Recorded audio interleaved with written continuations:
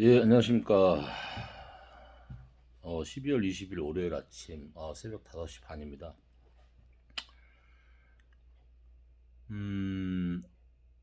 이제 이번 연도도 열 하루 남았네요. 정말 의미 있게 잘 보내야 하는데, 마음이 무겁습니다. 어, 새롭게 다가오는 2022년은 제가 원하고 제가 이룰 수 있는 모든 걸 다 이뤘으면 좋겠고, 좀 반대로 또 이 영상을 보고 계시는 모든 분들도 다 원하는 대로 다 이루셨으면 좋겠습니다. 아까 이제 현장에 한 3시쯤 일정에 와서 이것저것 좀 보고 공부 좀 하고요. 잠시 쉬다가 그런데 이제 예전에 생각이 나서 제가 올해 이제 40대, 그러니까 내년 45, 10년 정도의 일인데 그때 생각이 나더라고요. 지금 케이스하고 거의 비슷했거든요. 그때 저는 이제 이후에 투입된 상황이고 저하고 붙었던 그 저보다 5살 많은 사람하고 저하고 1대1로 붙었죠. 그러니까 저는 이제 시공사 측 사장님이 이제 긴급 투입한 사람이었고 그 친구는 기존에 현장을 처음부터 진행하는 과정에 있는 사람이었습니다. 이게 좀 재밌는 얘기가 될지는 모르겠지만 그때 당시를 생각해 보면 시공사 측이나 건축주 입장이 모두 좀 마음이 아팠던 상황이어서 제가 말씀드리고자 합니다. 이 얘기를 잘 들으시면 이제 이걸 보시고 계시는 다른 이제 건축주분들도 좋은 팁을 얻으실 거라고 생각을 합니다. 그래서 구체적이고 정확하게는 말씀을 못 드리겠습니다. 왜냐하면 그 시공사 측과 그 건축주분의 프라이버시도 있는 거기 때문에 그냥 제가 그냥 간략하게 말씀드리겠습니다. 어떤 이제 제 기억이 정확할 겁니다. 빌라 2동, 그때 한 동에 10세대씩 2동이면 20세대죠. 그리고 짓고 있었는데 문제가 발생을 했어요. 근데 그 저보다 5살 많은 그 사람은 어 가다가 이제 현장을 시켰어요. 그래서 어떤 이해관계가 있었는지는 모르고 있었는데 그게 한 달, 2달 지속이 되다 보니까 건축주 입장과 시공사 입장이 이제 같아진 거죠. 근데 그때도 마찬가지로 이행 증권과 이런 안전장치들은 되어 있었고요. 그래서 이제 시공사 측 대표님하고 저가 좀 인연이 있어서 저한테 연락이 와가지고 제가 전후 사정을 파악하고 그 현장으로 투입이 됐습니다. 시공사 측 사장님 대리인으로 투입이 됐는데 그 친구도 시공사 측이었어요. 그래가지고 이제 만나서 대화를 하고 뭐 한 번, 두 번, 세 번, 한 일주일에 한 10번 정도 만난 것 같아요. 빨리만 그 문제를 해결하고 빨리 이제 시공을 해서 그 건축주가 원하는 컨디션으로 원하는 날짜에 준공을 해야 하는 상황이었습니다. 근데 이제 내부적으로 이제 문제가 일어났고 그 고스란히 그 피해는 시공사와 건축주가 지고 있었던 상황이었었죠. 제가 그 사람한테 참 그때 많은 거를 배웠어요. 끝내는 준공했습니다. 준공했고 그 날짜보다 대략 한 50일 정도 있다가 준공 이제 서류를 제출을 하고 저희가 이제 지체보상금 물어드리는 그런 방향으로 해서 준공이 됐습니다. 그런데 이제 건축주와 시공사 입장에서는 하루가 사실 피가 마르죠. 그냥 속도 좀 상하고요. 주위에 보시는 눈들도 있고 또 우려스러운 목소리가 들려오고 건축주 입장에서는 그때 줄 돈을 다 줬는데도 불구하고 그런 상황이 생기니까 짜증이 좀 많이 났었고요. 결론은 시공사 그들의 내부적인 문제였었고 제가 투입이 돼서 그걸 정리하는데 대략 한 50일, 2달 가까이 걸렸습니다. 제가 그 2달 동안 그 사람하고 거의 매일 만나서 얘기도 하고 소주도 마시고 제가 이제 얘기를 들어주는 입장이다 보니까 이제 그 사람 입장에서는 한편으로는 또 그 사람도 이해가 갔었어요. 그 당시에 그 내부적인 관계, 그들과 의 내부적인 관계 때문에. 근데 결론은 그 사람이 이길 수밖에 없더라고요. 제가 딱 판단했을 때. 한 5번 만났을 때 이미 그 판단을 했고, 저는 시공사 측 대표님한테 전후 사정을 정확히 설명드린 뒤, 이거는 준공이 목표이니 우선 공사 진행에 맞고 건축주분의 입장도 생각해야 하고 이 공사 진행에 맞다. 이렇게 보고를 드린 상황이었고 그러면 자네가 위임을 시공사측 사장님이 저한테 위임을 주셔서 자네에게 정권을 줄 테니 이거를 마감까지 좀 정리를 해줘라 해가지고 준공까지 된 경험이 있습니다. 그때 이제 제가 느꼈던 건 가장 큰 한 가지는 그 사람이 정말 무서운 사람이었어요. 뭐가 무섭냐 뭐 폭력적으로 뭐 이렇게 뭐 권력적으로 빽이 많고 돈이 많고 이렇게 무서운 게 아니라 그 사람이 아무것도 잃을 것이 없는 사람이었어요. 잃을 것이. 상대방들 즉 시공사나 건축주는 굉장히 잃을 게 많은 측들이었죠.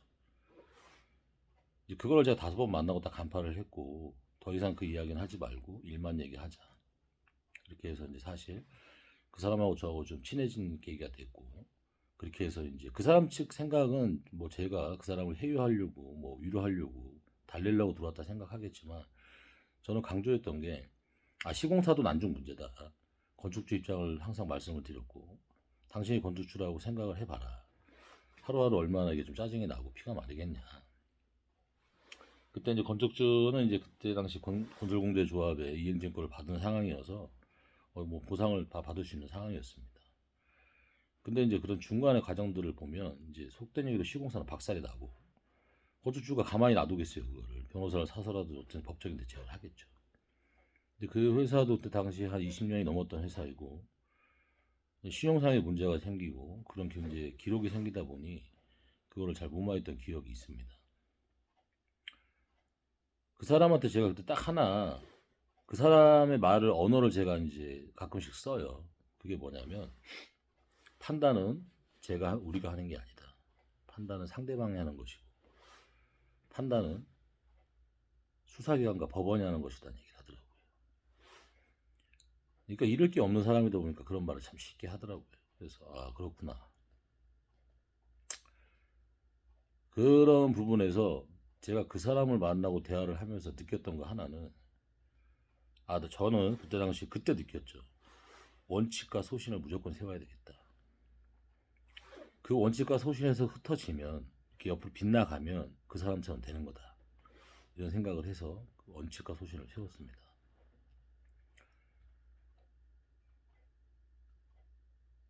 브랜드 막 이제 현장에서 마감 자재도 공부 좀 하고 이제 뭐가 들어올 것이며 앞으로 작업 상황에 대해서 체크를 하고 있는데 왜 머릿속으로 그놈 생각이 나는지 모르더라고요. 이제 한 내년이면 저도 45이고 그 사람 5살 차이니까 50 됐겠네요. 어디서 잘 살고 있을란가는 모르겠지만 아마 그렇게 살고 있을 겁니다. 그런 식으로. 근데 이제 중요한 거는 그때 상황과 지금 상황이 거의 비슷해요. 거의 한 90% 이상 비슷해요. 그래서 좀 씁쓸합니다, 솔직히. 근데 결론적으로는 그때 당시도 시공사도 잘못했고 건축주는 잘못한 게 전혀 없으셨어요.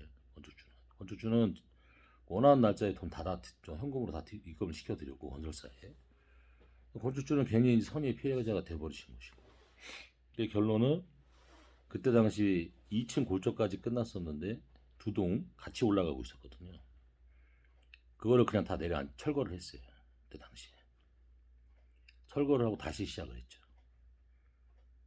철거 안 하고 다시 시작을 할 수 있었는데 그 사람을 달래고 시공사가 달래고 진다 한들 마지막에 준공 때 이 시공사가 솔직한 얘기로 제3자를 내세워서 해코지를 건축자한테 할 수 있고 또 그 사람이 달래고 원래 놨지만 또 마지막에 가서 준공 딱 전에 민원을 넣을 수도 있거든요. 그래서 제가 시공사 대표님과 건축주 대표님한테 말씀을 드려서 지금 들어간 돈 너무 아까워하지 마시고 나중에 집을 다 지어놓고 준공할 때 준공 서류가 안 될 수 있으니 다 내려앉히는 게 맞는 것 같다. 그때 조언을 드렸고 대략 한 일주일 정도 고민하시다가 바로 그냥 그때 2층까지 마감을 했었거든요.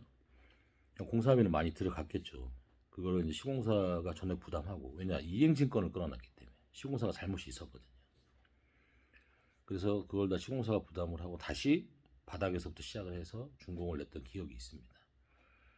그때는 이제 동네가 뭐 도시촌이 아니다 보니까 막 야간에도 작업을 하고 막 좀 시끄러운 소음이 나도 주위에서 민원될 사람이 없다 보니까 야간에 조명을 켜고, 그 당시 이제 가을이었는데 밖에 나가는 이제 좀 난로 같은 거 배치해가지고 직원도 쉬어가며 교대로 이제 일을 했던 기억이 있습니다. 그렇게 해서 한 50일 정도 늦춰졌거든요, 공기가. 근데 그게 정리가 되고 그때 생각이 들더라고요. 그래서 이제 그때 제가 거기서 준공을 하면서 나도 원칙과 소신에는 변함을 주면 안 되겠다. 그랬던 기억이 있습니다. 일단은 여기는 제가 제 목숨을, 제주도는 제가 사실 제주도에서는 처음으로 이제 일을 벌인 거지 않습니까? 제주도에서 제가 이제 원칙과 소신을 세우고 명분을 세웠거든요. 절대 그 길에서 요만큼도 벗어남 없이 그냥 그 길로 쭉 갈 건데, 그 길에 이제 방해가 되는 요소들이 있다면 저는 과감히 도려낼 겁니다. 도려내고, 왜냐 제가 떳떳하니까 도려내고 다시 원칙과 소신으로 갈 수 있으니까. 근데 이제 뭐 태클이 들어온다거나 뭐 같이 협업을 해보자거나 저를 해외한다거나 협박을 한다거나 안 통합니다, 저한테. 왜냐, 저한테는 분명한 원칙과 소신이 있으니까요. 아마 1월이나 이제 1월도 얼마 안 남았으니까요. 1월 중순에서 1월 말, 2월 초에 또 다른 현장으로도 인사를 드릴 수 있을 것 같고, 그때 이제 솔직히 뭐 마이티로는 안 갈 것 같습니다. 이건 제 개인적인 생각이고요. 아니, 개인적인 생각이 아니라 저는 이제 마이티하고 일 안 하려고 마음을 먹었고요. 제가 이제 어떤 회사에 새롭게 취직을 하던 아니면 뭐 제가 회사를 하나 세우던 이런 생각을 좀 곰곰이 해보려고 합니다. 이번에 이제 월점 현장을 하면서 느꼈던 게 뭐였냐면요. 내 회사가 없는 게 이렇게 한이구나, 이런 생각이 듭니다. 그래서 종합건설을 설립을 하던 뭐 그렇게 해서 한번 계획을 잡아보고 있습니다. 그래도 제 원칙과 소신에는 변함이 없습니다. 제일 1의 원칙, 작업자분들의 안전과 사망 사건 없는 현장을 만드는 것이고요. 또 그분들이 고생하시는 만큼 그 새벽에 일찍 일어나셔서 잠도 못 주무시고 식사도 거르셔가며 나오시는 새벽에 그 뒷모습을 볼 때 그분의 가족분들의 마음은 어떠시겠어요? 그분들한테 돈이 잘 갈 수 있고, 그분들이 안 다치시고, 그분들의 사망 사건 없는 그런 회사가 되는 게 제 이제 1의 원칙이고, 1의 원칙과 동등합니다. 건축주의 원칙. 제 집과 우리 부모님이 사신다는 마음, 그리고 또 내 건물을 짓는다는 마음으로 집을 짓는 게 제 1의 원칙과 동등한 원칙입니다. 기업의 이익 당연히 생각해야죠. 당연히 생각해야 하는데, 또 너무 기업의 이익만 추구하다 보면 항상 어떤 한쪽이 이득을 얻다 보면 상대방은 피해를 보게 돼 있거든요. 그거를 좀 잘 균형을 맞출 수 있는 그런 사람이 되도록 노력을 할 것이고요. 모두가 합리적으로 인정할 만한 시공비와 그런 부분도 제가 한번 기준을 정해봐서 한번 해보려고 합니다. 어찌됐든 저는 지금까지도 뭐 자신이 있으니까요. 뭐 제가 생각하는 모든 부분에서 저는 다 퍼펙트하게 좀 준비가 되어 있으니 걱정 안 하셔도 되고요. 그리고 제 생각과 제 이상과 맞지 않는 이 건축의 그런 시공은 제가 차라리 거기를 떠나서 제둥지를 만들던 이렇게 해서 가는 게 옳다고 생각을 합니다. 왜냐, 선의 피해자가 생길 수 있습니다. 그러니 이거를 조금 더 고민하고 조금 더 현실적으로 판단할 수 있는 그런 중앙선의가 되도록 노력을 하겠습니다. 오늘은 이제 좀 영상은 이제 오늘로 그만할 거고요. 이제 아침에 좀 일도 좀 보고 또 이제 자그마한 뭐 인테리어 하나인데 또 연락이 오셔서 한번 가서 뵙고. 근데 제 머릿속에는 지금 이 월정 현장이 가장 중요해서요. 거기를 이제 그 인테리어 사장님만 이제 가시라고 해서 좀 상담을 좀 해보시라고 하고. 그리고 조만간에 이제 노영동에 이제 외부 대리석 공사하고 창호 금속 공사를 하는데 그 파티셜로 저희가 가져왔습니다. 예, 그래서 그렇게 이제 저희 파트너 업체분이 저하고 같이 협업하셔가지고 이제 일을 진행할 건데, 외부 마감 돌 붙이는 거하고 창호하고 금속이 어떻게 진행되는 거를 제가 영상으로 보여드릴게요. 그러니까 저한테는 이제 다 계획이 있고 진행 과정들이 있는데 이게 이제 빨리빨리 원활하게 안 돌아가다 보니까 이제 많이 못 보여드리는 부분에서 좀 죄송스럽고, 가급적이면 많이 보여드릴 수 있고 많이 팁을 드릴 수 있는 그런 중앙선의가 되겠습니다. 오늘 하루 좋은 시간 되시고요. 감사합니다. 늘 건강하십시오. 감사합니다.